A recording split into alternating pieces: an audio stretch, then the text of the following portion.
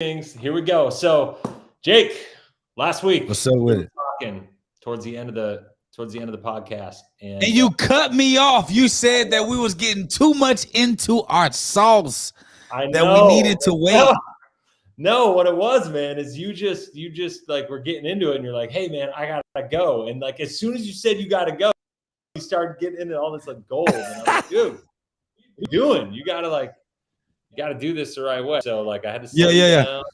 I had to slow you down, and we had to come back to this, revisit it today, and we're gonna get it. So let's go. So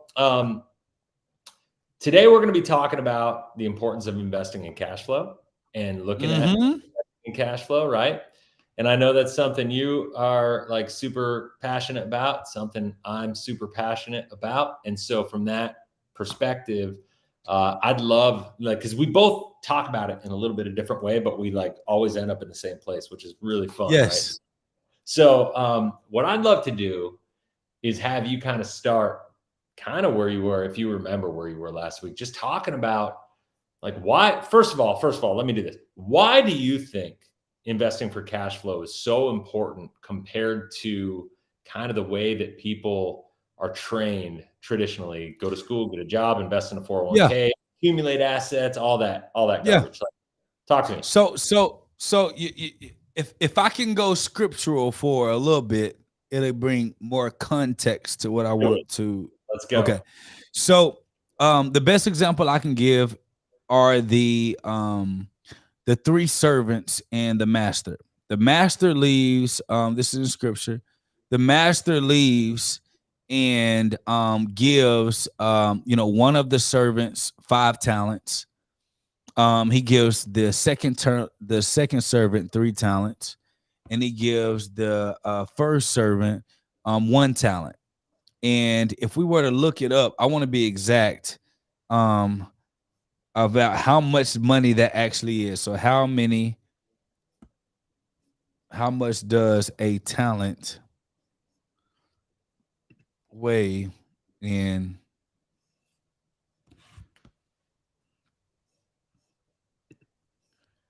uh, a biblical talent in today's times would be $30,000 per talent. Okay. So $30,000. So each talent was technically $30, $30,000.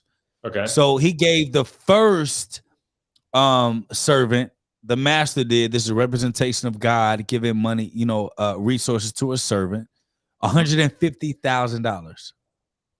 Okay. The second servant got 90,000, and the first servant got 30,000. Okay. Mm-hmm. Now, the third servant, they got the $150,000, doubled their money to 300,000. The second servant went from 90,000 to 180,000. But Okay. the first servant does what most of us do. People who don't have a plan, people who don't know exactly what they want to do with their finances, they're scared crapless. They don't really know how to multiply, how to grow. They don't have any developmental skills. Guess what they do? They hoard their money. Yep. They put it in a savings account. They hide it away. They put it in a safe. They do nothing with it because they're scared to lose it. Backyard, under the mattress. That's right. And what did the master do to the servant that hid the money that didn't multiply it? Chastised. He chastised him and took it away. Mm-hmm. Which is typically what happens to people who hoard money or accumulate retirement money long term. It gets taken away.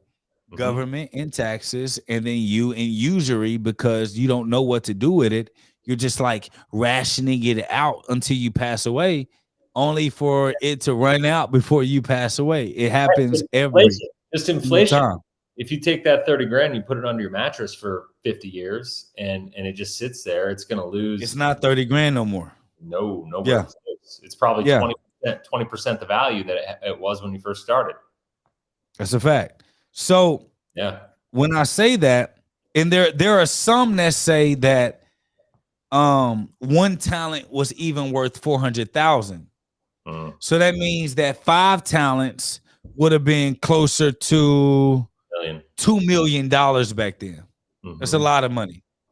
Yeah. And so what happens is a lot of people that raise their money or they save their money or they store their cash for retirement on a rainy day, but they never learn cash flow creation strategies. When you retire from that A1 day one job or business that you stored your capital from, and then you retire, you're living on the accumulation, not on the cash flow. And anytime you live on the accumulation and not the cash flow, you're subjected to the tax flow.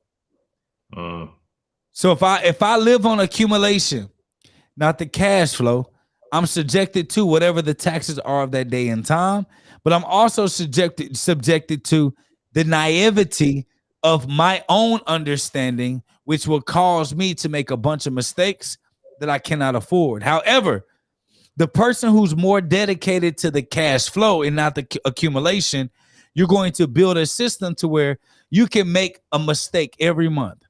You can blow every dime. You can blow every dime for 10 months and still get the same amount of money every single month to start over again. And what I thought about, Chris, was what makes more sense? Accumulation of $1 million to where if you blow it, that's it. Or accumulation of 100,000 a month, that if you blow it 1 month, it comes back the next month for you to start over again.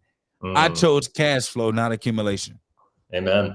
I love it, man. Well, so talk to me. One of the things I'm really big on is psychology, right? Like I love thinking about like why do we do what we do as human beings, and like the psychology of money, right? And when we think about it like that, it's money is not math. Like a lot of people look at money and investing and they look at it on a spreadsheet and they think like, why would I do this when I could do that? Like, why would I put money here when it earns a certain rate of return when I could go invest in the S&P and get 8% for whatever time and it'll destroy whatever asset you're talking about, but the bottom line is money and life doesn't exist on a spreadsheet, and the math and money are completely different, right? And the no, Chris, you got to say that again. You can't run past that. Math and money. Say that again. Math and money. What? Math and money are completely different. They're two totally separate things. They are. That's crazy. That's crazy. But it's true. And why is that? Right? Like, I mean, I just said it, but like, why is it that that's the case? Is because we don't make decisions with our money based on a spreadsheet, based on logic. Everybody, I don't care who you are, it's your psychology, it's your emotion. We make these decisions emotionally, and it's our understanding, it's our psychology that goes into our results and our behavior and our relationship with money. And that's ultimately what it is. So you can show me the math of everything, and I'm going to show you why it doesn't matter. You know? What do you think? Bro. I literally just put. I'm literally typing what you're saying in the notes. Like, so if you see this in a tweet, dog, just know that I stole it from you and you're getting no credit. Okay, perfect. So, bro, math and money are two different equations. Yeah, bro. That's it. Are we done with the podcast today? Is that it?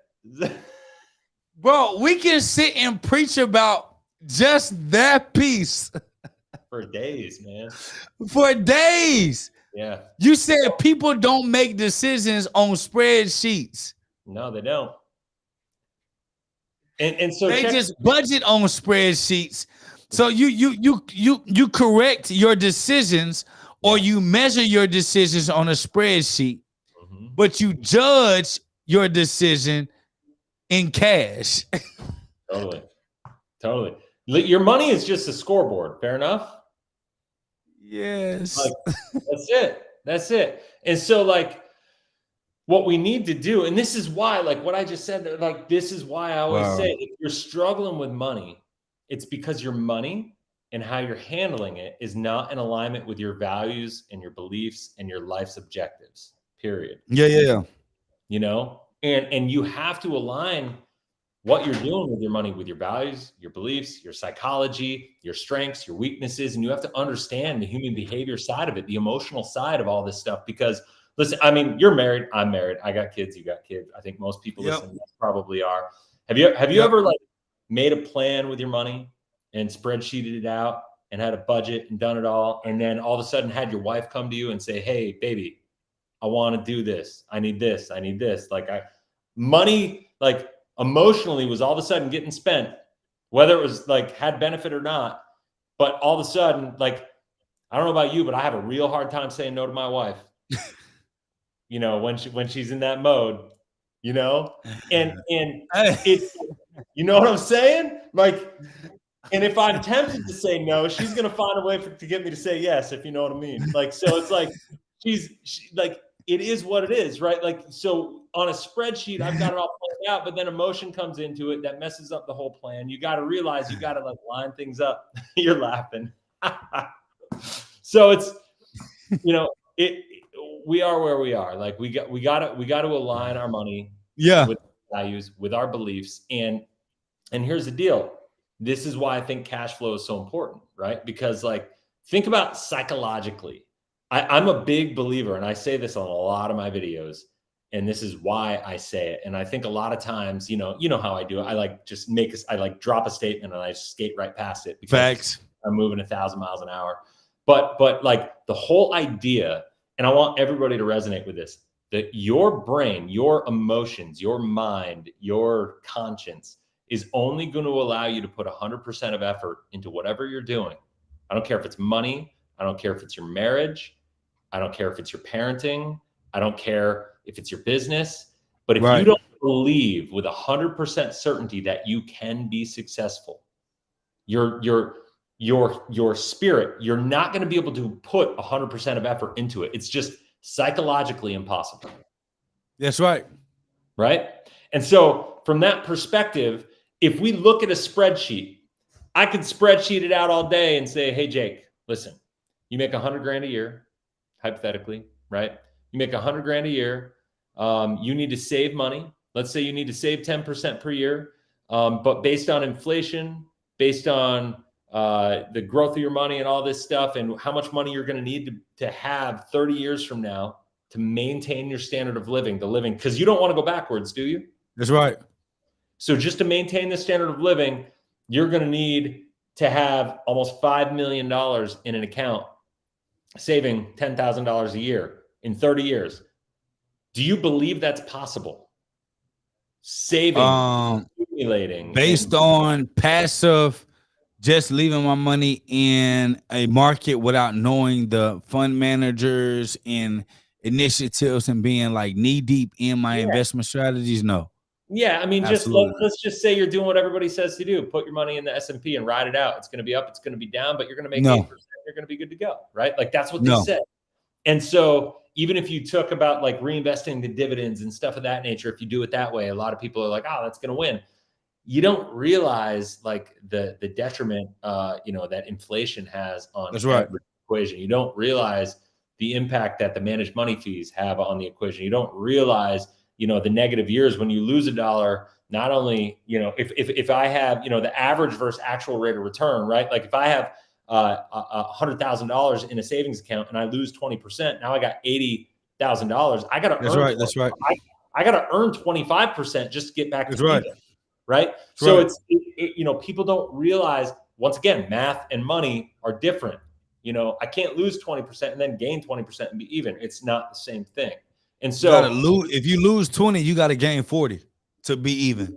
It's gross, right? Like, so when you look at that, and then you take inflation into consideration, all these things, you realize that, man, I'm fighting a losing battle. And I think subconsciously most people realize, or even if you don't realize it, and I believe this is the crux of the financial crisis in the United States, around the world, the crux of the savings crisis in the United States, the investment crisis in the United States, is the fact that people intuitively know, even though they don't know why, they can't put their finger on it, they couldn't articulate it, they can't explain it, but they know that, crap, man, like, I'm going to save money, I'm going to invest money, I'm going to put money in a 401k, an IRA, a Roth, this or that, whatever.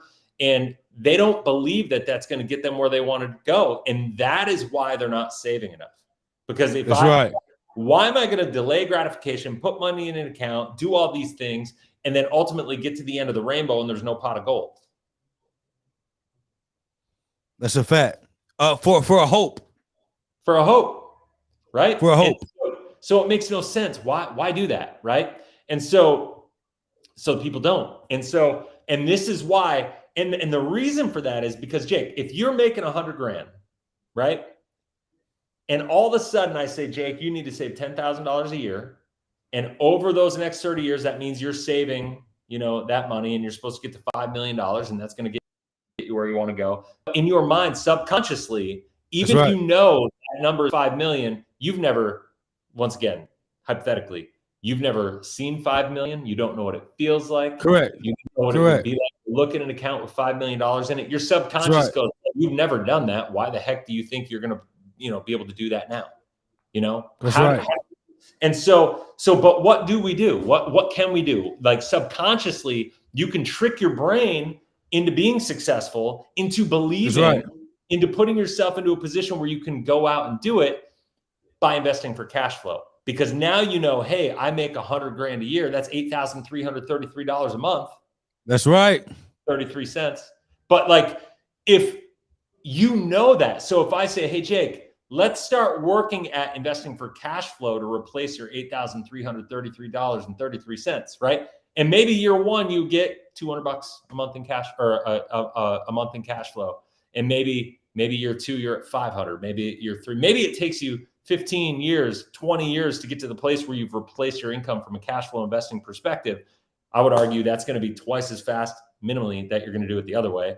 And then you're in more control of it. But more importantly, you actually believe you can do it. Why? Because you know what $8,333 feels like. You've seen it go through your life. Your subconscious believes you can do it. And now, because of that, you're actually going to implement and execute a plan and stick to it. That's right. You can succeed. What do you think? Here's the deal. It's easier for a person to. It's easier for a person, Chris, to see what they make on a monthly basis, them accomplishing that as a cash flow reservoir every month, than for them to see that they got 10 million in their bank account. Totally. So for me, quite frankly, a lot of people don't have saving issues or budgeting issues. We got cash flow issues. And what I mean by cash flow issues, I mean whatever I am earning a month from my active work, I want to make from my passive work. So that when I decide to retire, and listen, Chris, we can't even legitimately, if I were to be honest, we couldn't even really legitimately calculate. I know this is going to be a financial saying that a lot of people, financial advisors, are going to get mad about. So let me look around the room to make sure that I don't have anyone that's a financial advisor in here.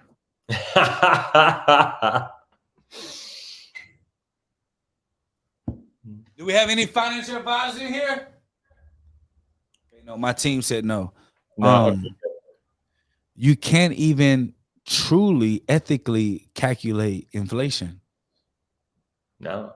Because no one knows. We go on an average from a backdated year. It's worse than that, man. Status. You cannot equate what potential inflation may be. However, if I were to generate a business that produces me $10,000 a month, or an investment that pays me $10,000 a month, Chris, it does not matter what inflation is. it's going to be $10,000 a month based on that year's standards of $10,000 a month. And there's an So the inflation. only way you can truly actually protect your capital is to protect your capital by investing in a vehicle that can actually produce you that monthly revenue you look for on a monthly basis, despite what the market is saying.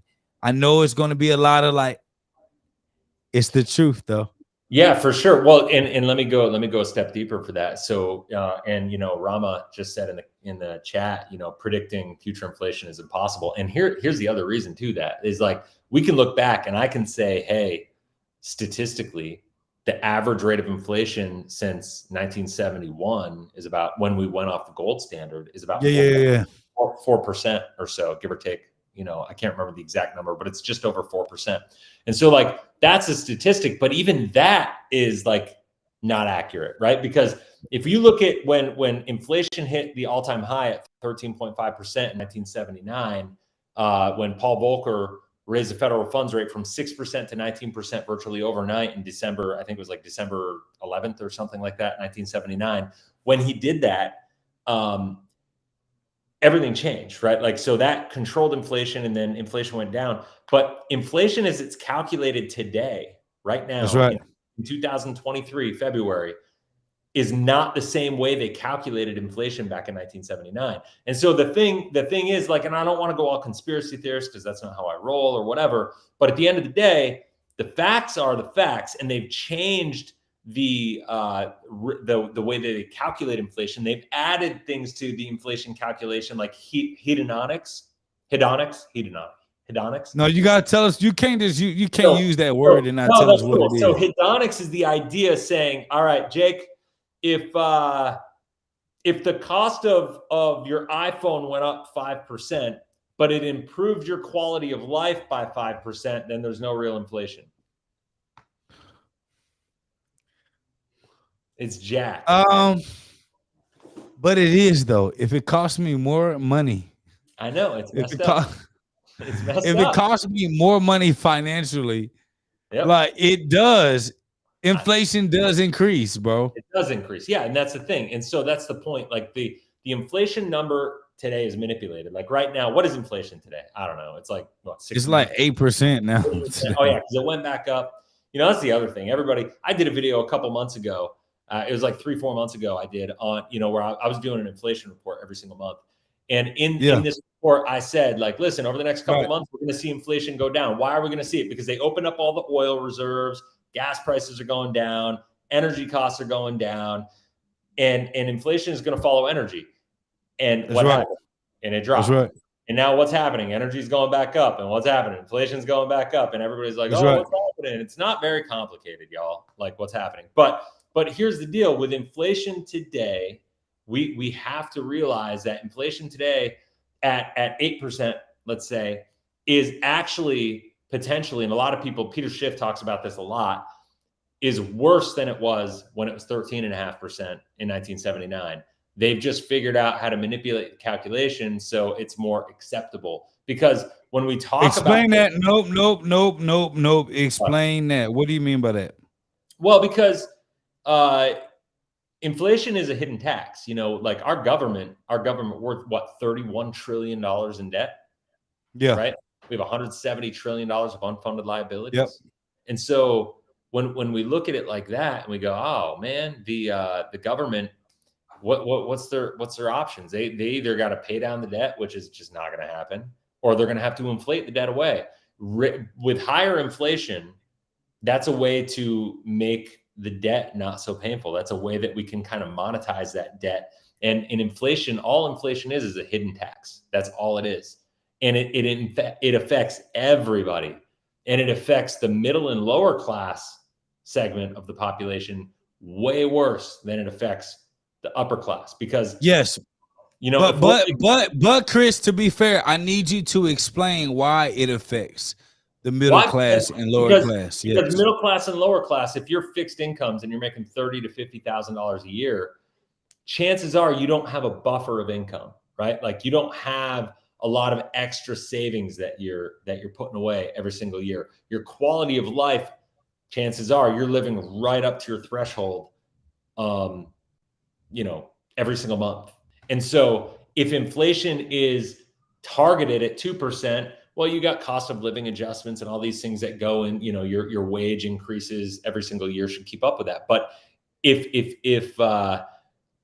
inflation hits 8%, well, that hurts you, first of all. And at 50,000, now you need to be making 54,000 just to maintain your standard of living. But chances are there's a lag. And for most people, they don't have free and clear $4,000 extra a year to be able to sustain that. Not to mention all of your other costs of everything, with them going up. It's not equal across the board. They've got it so the weighting of the inflation numbers is in a way that is detrimental. Like, so for instance, just give an example, just to kind of put this to something like hard that you can grab onto. Okay. Inflation is 8% right now. But do you know what the inflation rate is of gas over the past year? It's like 24%. So, Oh, I see what you're saying. So how can you justify 8% when the things that we actually depend on are at a higher interest rate of increase than the things that we don't depend on? Is that what you're saying? Yeah, where you're spending your money, in fact, a lot of those areas, the inflation on those areas is far greater than the actual inflation rate, right? I see what you're saying. So you're saying, let me just clarify this for the people that's like me. You're stating when you say that back then a 12, 13% interest rate is worse than a 8% is today, because back then it was actually true to rate. Today, they got good at manipulating numbers. Totally. Yep. Got it. And they manipulated the whole calculation. So for instance, I'll give you an example. Healthcare, right? Do you know what healthcare accounts for as far as our total economy? As far as revenue? As far as just total money spent in the economy? Let's call it 30%. It's about just over 20%. According to the inflation calculation, do you know what rate healthcare counts towards the weighting of the inflation rate calculation? They probably deflated the calculation to the inflation rate simply because they consider healthcare a necessity. And they be doing that manipulation stuff between 2 to 5%. Am I off? It's 4%. So you're good, man. You're good. So when we're talking, hold on, wait. I gotta do my thing. Wait. So when we're looking at this, right? When we're looking at this, we go, we have a segment of the economy that accounts for 20% of all the expenditures, but they're only giving it a 4%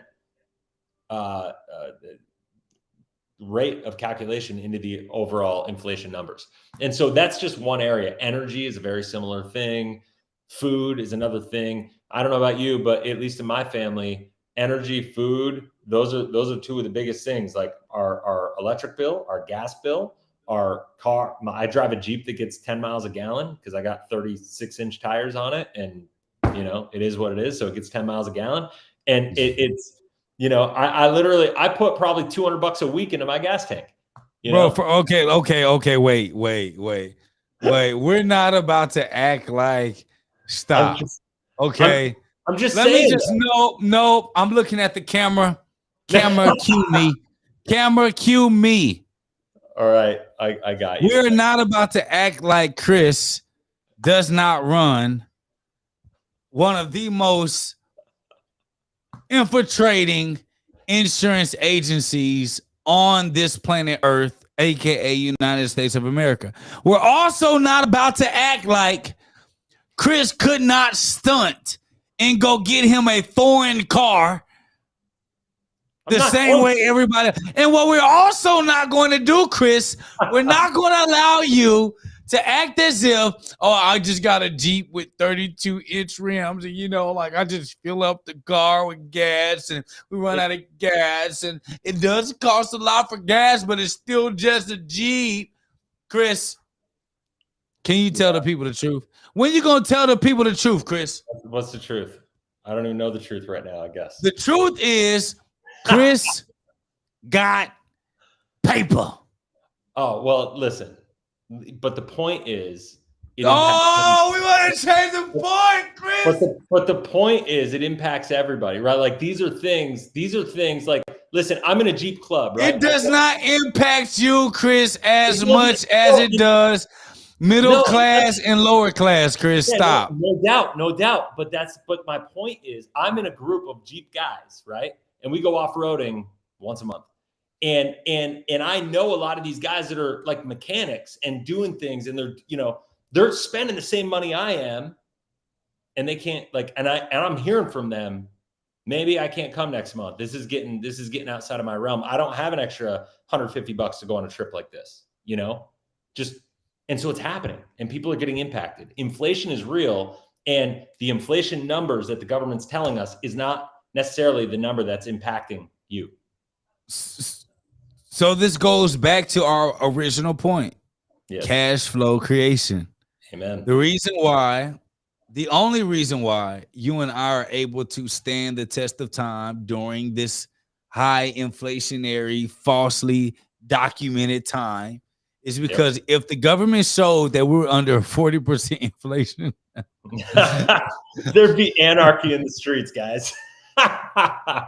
It's true. We wouldn't be in a there would not be in America. They'd be shutting this channel down, that's for sure. Yeah. What I will say is this. It goes back to our point about the importance of cash flow creation. Because Chris and I are no different. We started broke. Both of us started through a lawsuit or some form of fashion. Or multiple. Or something. I mean, right? Yeah. Whether we won it or lost it, it still costs money to win or lose. And the point that I want to make is this. Accumulation alone is not enough. No. Because think about it. You got $1 million in your bank account. What you gonna do? You gonna go get your house? You gonna pay off your house? Let's say it's $300,000. You pay that off. You pay off both you and your wife's car, $30,000 a piece. That's $60,000. That's $300 and that's $420,000 right there out the $1 million gone. Not including the taxes that you get for whatever distribution that you just received for receiving that $1 million up front. So let's just be modest and say $300,000 was taken away. So let's go to the board. Hey, go to camera 4. Go to the board. Man, all right. So I like that. I like how you just say bang and it's done. So we're gonna do $1 million. Got $1 million in your reserve, right? Yep. So now you say $300,000 for your crib. Now we know that's not true, especially today's times. You can't even get a 3-bedroom, 2-bath for $300,000 in a good neighborhood. But we're just gonna go with that.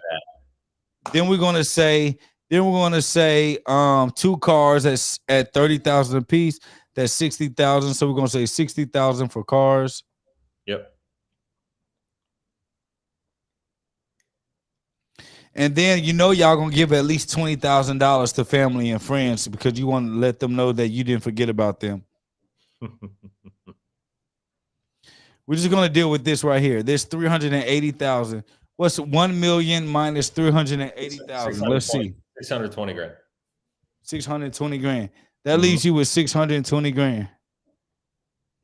Let's not forget taxes. How much of taxes out the 620 do you think it's gonna be, or out the $1 million? No, it depends on where it is. Like if you have it as in like a 401k or IRA and it's earned income. Let's give them the best tax advantage. Let's just call it let's call it a capital gain and 15%, best case scenario. So that's 15 out the million, so that's 150,000. So you got 150 grand, so you're at 470. So we're gonna take so we're gonna take 150 grand away from taxes. You're at 470. $470,000. Not including you're probably going to get another car and upgrade a bigger house because you're not happy with where you are and some other crap. So let's just say you waste 200,000 because most people wait. If you get $1 million up front, you're gonna waste 200,000. You don't know what you wasted it on. Totally. So let's say you're left with $270,000. Yep. Now, technically, you tax it. You got waste. You got everything that you felt like you was worth. You that you deserve your entire life. So Yep. you got waste, taxes. You got family taken care of. You got cars. You got your home. Okay. Yep. Not including children, better education, schooling, all of that. You left with $270,000 and you still don't know how to multiply it. This is a danger. 100%. That's a danger. That is a danger. Versus, that's the Dave Ramsey plan right there. Get all your stuff paid off, just save up, and you're good. Why do you really need more money in retirement? Yeah, so the Dave Ramsey plan, y'all switch to one. The Dave Ramsey plan works only for those who are getting ready for our plan. Yeah, that's a good point. He's great. So if you were to use Dave Ramsey would be great with coupling with our plan, because if you have no debt and you came to us, good riddance. Good riddance. Good riddance to poverty. However, most of you don't come to us after Dave. So that means that we have to show you what's most important in paying down your debt. I'm going to say this for me. I'm not in representation of Life 180 or Chris. I'm going to tell you what I teach my clients. Paying down debt is the last thing I'm worried about. Okay. The reason being is because once you pay down all of your debt, you save up all your money, use all your surplus cash to pay down all your debt. Guess what? You have no extra money. So 9 times out of 10, you're going to get back in debt to stop the mistakes of you living this life that got you in debt. Yeah. So in my perspective, Chris, you can tell me how you feel, but from my perspective, focusing on developing a new cash flow is much more important than paying off debt, because every month, if that new cash flow seeps in every month, no matter your mistakes, you can pay your debt off. You can go to Timbuktu, waste all the money on whatever your desires are. You can waste all your money that entire month and know that next month you can start over and do right. But you cannot do that with an accumulated account. Chris, how do you feel about that? That is true. Listen, people's greatest need is absolutely more cash flow, period. And so that's why, I mean, it sounds cliche, but I always kind of tell people the greatest investment you're ever going to make is in yourself. You know, like I can tell you, I've put multiple 6 figures into masterminds and events and personal coaching and these sorts of things. And a lot of people would look at that and be like, well, I was already in debt for some of it. I used debt for some of it when I didn't have the money. But why did I do that? Because I was trying to build an asset, and the greatest asset is me, because there's nothing else in my life that's going to be able to create more cash flow in my life than me and my abilities and my skills, my networks, my relationships, all these different things. Right. And so, it's everything, you know? And so, debt, I have a love-hate relationship with it, right? Like I would say there's 2 types of debt. There's the toxic kind of like. Don't say it, Chris. There's consumer debt. Don't say good debt, bad debt, bro. There's consumer debt, which is bad. And then there's investment debt, which, you know, if you can validate saying, I'm going to take on debt, but I can look at that as an investment. Like I would go pay, and people go, what's good debt versus what's bad debt? Right. Like you look at you, like you're looking at me, but I could say, what is good debt versus bad debt? And the answer is, it's not about the percentage that you're paying in interest. It's about what are you using that debt for, and Chris, more with it. Chris, am I your brother? You are my brother. What are you going to hit me with now? Can I give you some pushback? Hit me, baby. Let's go. Is there a such thing as a good gun and a bad gun?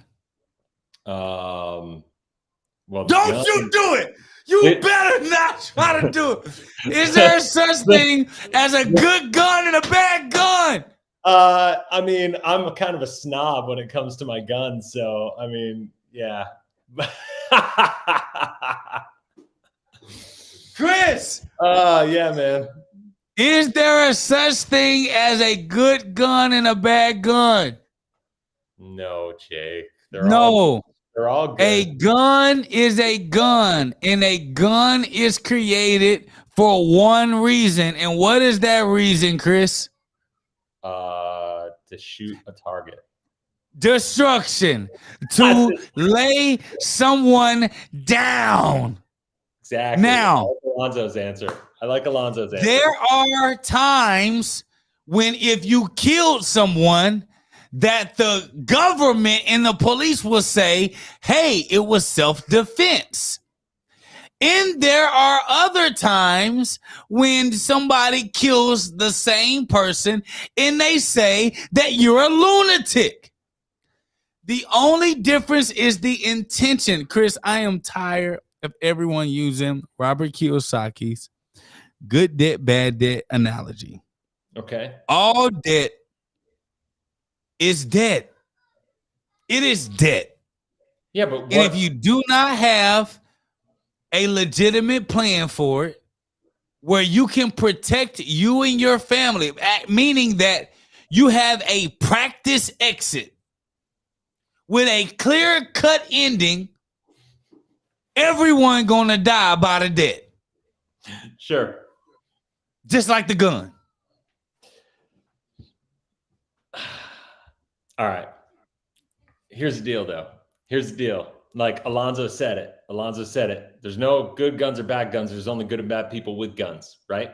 And so it's all about who are you? What are your skills? What are your abilities, right? Like debt is not equal in everybody's hands, right? Like how you utilize debt. And to that point, like I'm not a big fan of debt for consumption, but debt for production, I'm in love with it. Like I got a love relation. Like it's You like, in love with it, Chris? yeah, Are you serious? Why not? Bro, Chris, all right, Chris, let me ask you a question. Okay, ask away, baby. Let's go. You said you're in love with it, which means if you're in love with something, that means it'll be your first choice, right? Don't you yeah. do it. Yes, Okay. You know why? Listen, and here's why. What's the number one thing I value in my money? The number one thing you arbitrage, positive arbitrage. That I look for. Number one attribute I look for in anything I'm doing with my money. Positive arbitrage. Control. Okay. Control. Okay. When I use my money, what am I doing with that money? You have control. I'm giving up control of it. I have control when it's in my hands. If I use somebody else's money, but I still have my money sitting there, and I know I can use that somebody else's money, OPM, for an investment, and I can earn more than I'm paying, and I'm still keeping control of my money. That way, if any time things get hard, the difference between debt that people look at is they go, when you're in debt, if I have $1 million in debt that I use because Jake gave me a loan at 5%, and I have $1 million of his money, and I know I could take that 5% and I could take it and earn 10%, building a business, but I still got $1 million over my side account that I control. Am I really taking on any risk? Here we go. You don't like this. You don't agree with me. You're looking at me like I'm crazy. Did you freeze or you just stuck? I don't know what's happening right now. Chris, what? what is going on? Tell me I'm wrong. Here's the deal. You are not wrong, but you're not right. This is what I will tell you. This is what I will say. This is what I'll say, and you'll probably I'll re-earn your love right now. Okay. I want to go golfing now, Chris. I want to go golfing now. I'm stressed out. So here's the deal, though. Most people are not who they need to be and are not capable of managing all that. Right? Okay. Look, hey, did y'all see what Chris just did? He just laid me down softly like a little feather girl. I mean, that's the reality of it, right? Like, and it's kind of like what we were talking about earlier. Math and money are different. The math of debt always works out against you. The money of debt and the control and the attributes, and you can leverage it. If you've built the skills in yourself, if you become who you needed to be to get there, and leverage it properly, it can be awesome. The problem is most people just skip the growth process and go right to the debt, and they end up in a world of pain. Talk to me now. Okay, Chris. You're right. Most people are not who they need to be before they deal with the risk of debt. Yep. I agree. Mm-hmm. I have no pushback. Okay. But it did not make me feel good for you to go down. You literally said good debt, bad debt, bro. Yeah. Literally. You believe in that crap? I believe in leverage as long as you're not over leveraged. But I believe in that.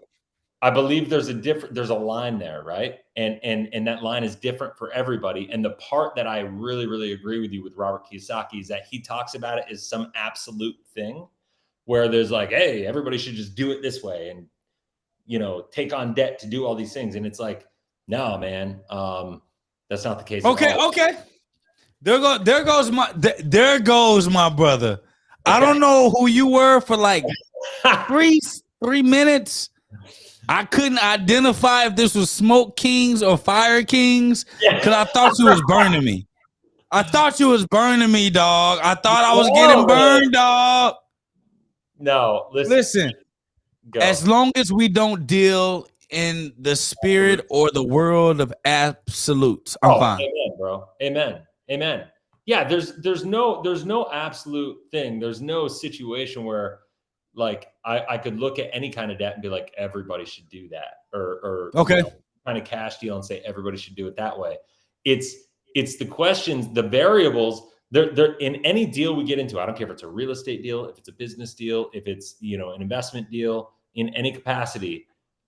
The biggest thing I can say is the only variable that's always going to be consistent is you and your abilities and your understanding and your knowledge and all these things. And so it's really on you, like to understand what's right in that situation for you. And so somebody asked, how do you draw the leverage line? I would say always stand on the side of caution when it comes to leverage. Always, I'm a big believer, under promise, over deliver, right? Like I'm always willing to go slow and go slower than the people around me and not succumb to the FOMO elements of the fear of missing out of any deal, of any situation, of any business, of any investment opportunity. I'd rather go slowly and get a more predictable result and move and move to a place where I'm in control of the results. I'm a control freak. Ask my wife. I'm a control freak. I don't know, Chris, because you was giving me, but I don't know. You was giving me not my brother vibes. I don't know what was going on. I get it, but Jake, here's what I need you to hear me. Here's what I need you to hear me. Here's what I need you to hear me. If I take $1 million loan from you, and I've got $1 million on the sidelines that I know is guaranteeing that loan. Okay. And I'm still in control. What's the difference? Like, that's not bad. The problem is no, I'm okay. But to me, to be fair, to me, that's not debt though. Yeah, but it's leveraging debt. It's leveraging debt. See, this is this. So now when we talk about this, when somebody goes, where's the line? Don't take on debt you can't back up. Okay. Chris, what'd you practice to debate me? Because you're winning right now. You're winning. Apparently, this is where we're going today, brother. Hey, listen, here's the deal. You're right. All right, so look. So here's the deal. You ready? Yeah, let's go. Hit me. If you have capital or an asset that can liquidate to pay the debt, to me, that's not debt. That's just leverage. It's not debt on a balance sheet, but you're leveraging debt to accomplish something because otherwise. I agree. I just want you to specify though. You know what I mean? Like people are not specifying. So when they be like wealthy people, they borrow money from the bank to live this life. Well, that's true, but it's not true. But because if shit hit the fan, the bank could go get. I get it. Your risk associated with that debt is negated because of the fact that you have the asset to back it up. Yeah. But the bottom line is you're still leveraging debt, bro. So to say that you don't like debt in any way, you're leveraging a financial tool, a financial vehicle alone is no different than a whole life policy. Well, Chris, hold on. Let me ask you a question. Let me get close. Listen, do you hate me? No, I love you, bro. You're awesome. I can't tell the love. The love sounds more like my iron in thy rod. It comforts me. This is sounding real scriptural right now, and it sounds like you want to give me an ass whooping. Okay, because I don't. No, man. I love this debate. Like I think this is awesome for people to hear. Listen, because you and I are both on the same page. Like at the end of the day, like, all right. So look, way of communicating. Hey, you know what I had to wake up to, bro? I'm gonna keep it a $50,000 wow with you. Okay. And 50,000 wow for your community just mean real. Okay, 50,000 wow. Mm-hmm. All right. So here's the deal. I had to come to grips that when we borrow money against the insurance policy, that is absolutely leveraging. You just so I didn't even go there, man. Like, what do you like? So, if you agree with what I'm saying, if you don't agree with what I'm saying, you would be saying like you don't agree with policy loans.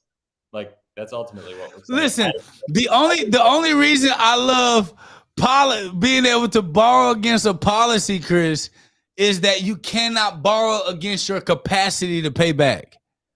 Sure. So it's like the perfect way to protect people from themselves. Does that make sense? A set of principles and rules that you cannot trick and you can't sabotage yourself. And that is the power for it. But I knew but was coming. What's the but, Chris? Here's the deal. You don't need to utilize a whole life policy. You can do this in outside assets. You can do it. The concept is absolute. And listen, you and I are on the same page. Like, there's a reason I love whole life insurance. There's a reason I love doing this and setting people up with these plans, because most people, when they get started in this, don't have the discipline, don't have the knowledge, don't have the understanding, don't have the know-how and the skills and all these things yet. Correct. So you put this stuff in place to build the habits, to build the knowledge, to build the skills, to set in like, a set of bumpers on the bowling alley so you can't throw some gutter balls and throw a zero. Right? That's why we do it this way.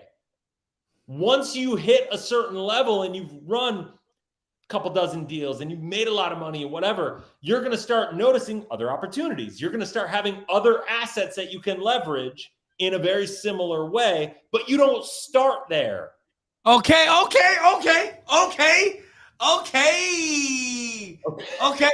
Hey, listen, Chris.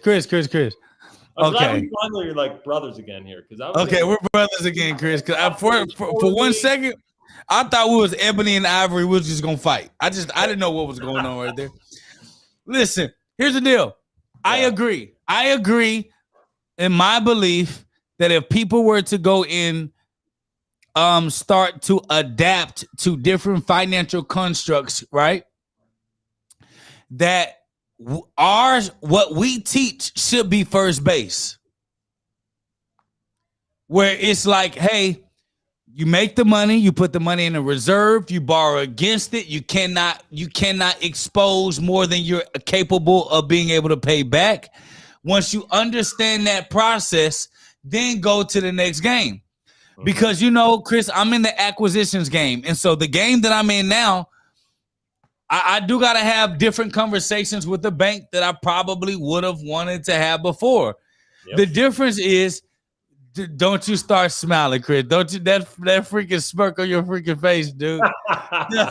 It's giving me the itchies, dog. Come on, man. So the conversations that I have to have now with the banks are different than before. I could produce our business. We've done, a lot. We've done a lot. But now when I'm acquiring companies and I don't want to take the risk, but I also don't want a gang of investors to be asking me 24/7 what the heck is going on, a banker would be a much more probable business partner. However, the difference in my position than my position prior to was now I can negotiate with a bank and get something closer to bank rate versus vice versa, trying to acquire a company and they stinging me on the head from some ridiculous interest rate. So I'm agreeing with you with a little bit of a hand. But here's the deal. You're playing at a different level now, right? Like you are not who you were 7 years ago, 8 years ago, 9 years ago. That's true. Years ago, right? And you had to start somewhere, and you probably started with your private banking policy, and you probably started up. You probably took a loan against yourself to invest. No. Full transparency. CK. Full transparency, bro. Full transparency. I couldn't bring myself to sell a private banking policy if I was broke. So all I sold was final expense and mortgage protection. Oh, so I just want to make that clear for all the people selling private banking policies that ain't got no money. That's I just want to say that. So, at the end of the day, though, like you're playing at a level right now that's beyond where you were even a couple of years ago. And that all comes down to the only difference is you and your skills and your ability and the people you've associated with and how you've grown. And because the money has followed that and you have your own policies and you've outgrown that and you've built other assets, businesses, real estate, whatever that you have that you can now leverage to guarantee and liquidate if necessary. You got it all. Like, so now you're playing at a different level. Most people are not there yet. And you will, if everybody just follows the plan, you'll get that's there. What I'm saying. The same thing. Don't act like they can't follow the plan. Chris, exactly. I grew up broke too. Yeah. Bro, I remember, I'm not going to get into horror stories, but man, like people look at me in my life and like whatever, and they don't know the stories of like. No, okay, so I'm not talking. Hey, okay, so no. You're not finna get out of this, Chris. No, listen, so just like you told me last show, that I have to freaking we gotta pick up from the cash flow. Yep. Next time we gotta pick up from your history, your story. Okay. Because from where I'm standing, you look like a rich white boy. That's what you look like. You like a rich white boy that's been rich all your life. Bro, and look, you even got a glow. You see this glow on your forehead right here? That glow look like amazing. That glow look like paper. Paper. PAYPA. Paper.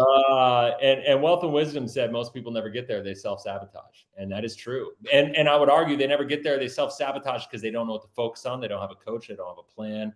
And that's unfortunate. There was one comment before we go down anything else. Rama said this, and you were talking about policy loans at the time, and we kind of skated past it. And I wanted to make a note here because he said only in emergency, like medical policies, or like medical is a policy loan, all right? And the answer is no. I would say though, I would say no. You want to utilize policy loans for cash flow investing. You want to utilize. That's right. To buy assets that are going to improve your life. I would say here's the all right. So before we go, because I know we're running up on time, but before we go, here's the one thing, and I'm probably gonna like pull the pin in the grenade, throw it in the room, and then we'll have to come back. But the number one thing that's bugging the hell out of me right now on social Oh, media. y'all got Chris cursing. Y'all got him cursing. TikTok, on Instagram, on LinkedIn, on YouTube. Are people telling you that you should get your money, put it in a policy, and then use policy loans to buy depreciating assets? And that's a way to get wealthy. No. We gotta cut Don't the get show. me pissed off, man. You can't do this, dog. You can't do this, Chris. Dog, you cannot. This is a whole show conversation, bro. Listen, hey, Smoke Kings is over. Me and Chris is gonna come back to you next week. We're gonna be. I can't believe he freaking did that crap. We're gonna be talking about how everyone online is talking about how to use the private banking policy to pay for depreciating assets, such as expensive cars in personal houses and crap.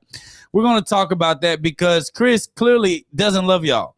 I love you enough to cut the show to tell you that we'll talk to you at another time because he literally set the tone by saying he's finna throw a smoke grenade because he knew he couldn't finish it by the end of the show. So listen, I love you. There's nothing you can do about it. I don't know if Chris loves you, but this is Smoke Kings, and we'll see you next week because he tripping. Peace. All right. See you guys.